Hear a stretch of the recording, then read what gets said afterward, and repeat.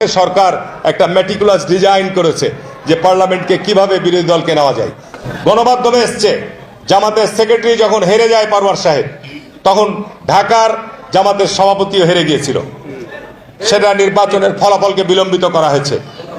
জামাত এনসিপির প্রধান নাহিদ ইসলাম হেরে গিয়েছিল, সেটিকে গণমাধ্যমে পত্রিকায় আমরা দেখেছি, সেইখানে সামান্য ভোটে তাকেও বিজয়ী করা হয়েছে।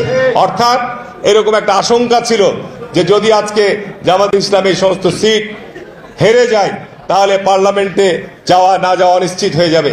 সুতরাং এই সব ক্ষেত্রে সরকার একটা মেটিকুলাস ডিজাইন করেছে যে পার্লামেন্টকে কিভাবে বিরোধী দলকে নেওয়া যায়। চাঁপাইনবাবগঞ্জের ইতিহাসে এটা রেকর্ড, নজিরবিহীন।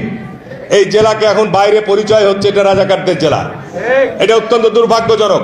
আজকে চাঁপাইনবাবগঞ্জের 3টি সিট আজকে জামাত ইসলামের প্রার্থীরা বিপুল ভোটে বিজয় অর্জন করেছে।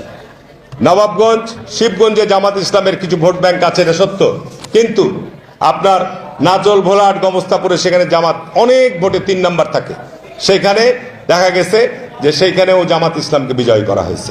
এখন জানি না আজকে এই নির্বাচনের এই ফলাফলের জন্য আমার যেটা বিশ্লেষণ, সরকারের কোনো মেটিকুলাস ডিজাইন ছিল কিনা, সূক্ষ্ম কোনো পরিকল্পনা ছিল কিনা, এটি সামনের দিনে বেরিয়ে আসবে ইনশাল্লাহ।